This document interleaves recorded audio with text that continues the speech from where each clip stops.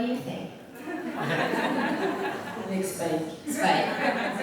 Yeah, I think so. Yeah. Spike and Drew definitely had an epic love affair. Du coup, donc, elle lui a demandé c'était quoi son ADN. Goodness, I got a phone call. Et elle choisit Spike aussi, c'était vraiment une histoire d'amour épique, donc elle adorait.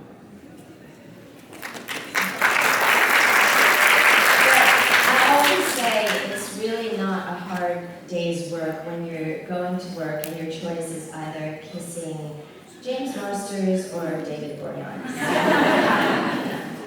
Work is so hard. Elle dit que c'est pas du tout des journées difficiles quand on va au boulot et que le choix c'est embrasser David Boreanaz ou James Marsden.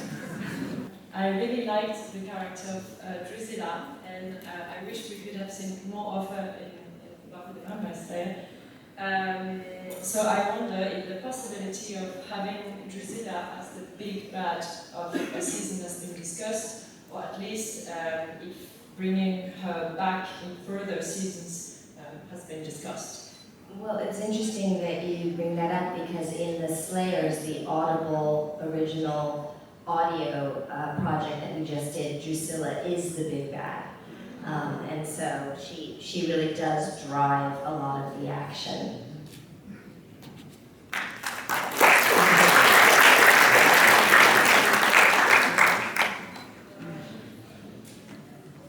Donc la question c'était, déjà elle a dit qu'elle adorait le personnage de Drusilla et qu'elle aurait adoré en voir plus. Est-ce que ça a été discuté, la possibilité que Drusilla soit en fait le personnage, le méchant d'une saison, la méchante d'une saison, et est-ce qu'elle aurait pu revenir sur d'autres saisons? Et elle a répondu qu'en fait dans leur projet qu'ils ont fait récemment, elle discute qu'en fait c'est elle vraiment la méchante.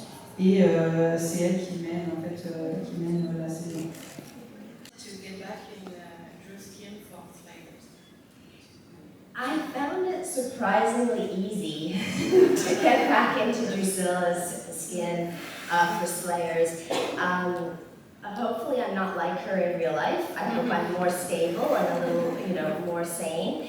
But I think when you inhabit a character either on stage or on series television for a long period of time, there's something about the character that still lives inside of you and it's easy to sort of pick back up.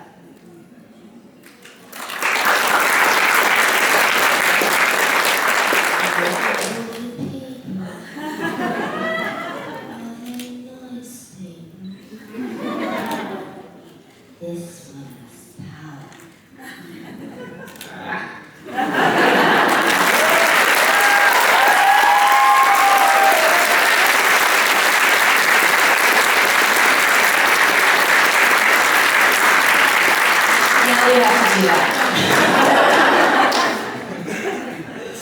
La question c'était comment c'était de reprendre le rôle de Drusilla pour le projet Slayers. C'était super facile. Alors elle pense qu'elle n'est pas comme le personnage en vrai, elle pense qu'elle est beaucoup plus stable, beaucoup moins folle. Et c'est facile en fait quand on a joué ce personnage pendant très longtemps et même si on l'a pas fait pendant de nombreuses années, c'est super facile en fait de reprendre le rôle. Et là elle a fait un extrait que je ne montre pas.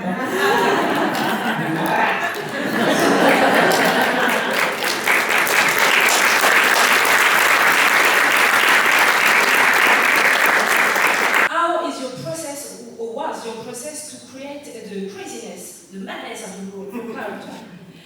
What was interesting is while I was playing Drusilla, when you play a villain, you don't think of the character on the inside, you don't think of the character as a bad person. It's just like, someone who is really evil doesn't think of themselves that way. So it's the same thing with the craziness.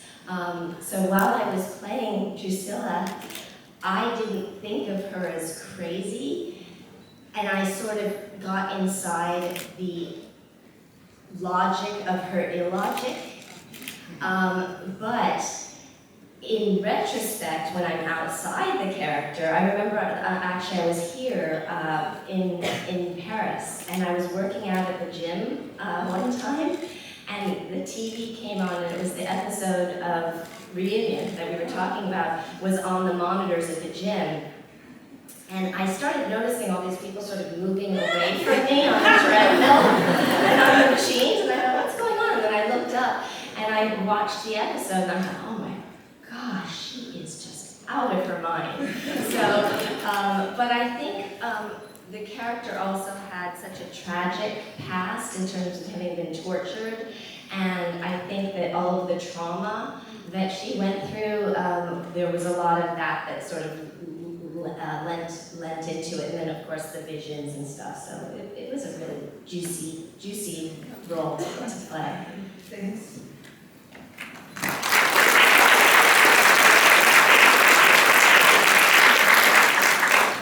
Donc la question c'était comment c'était de créer toute cette folie en fait autour de son personnage.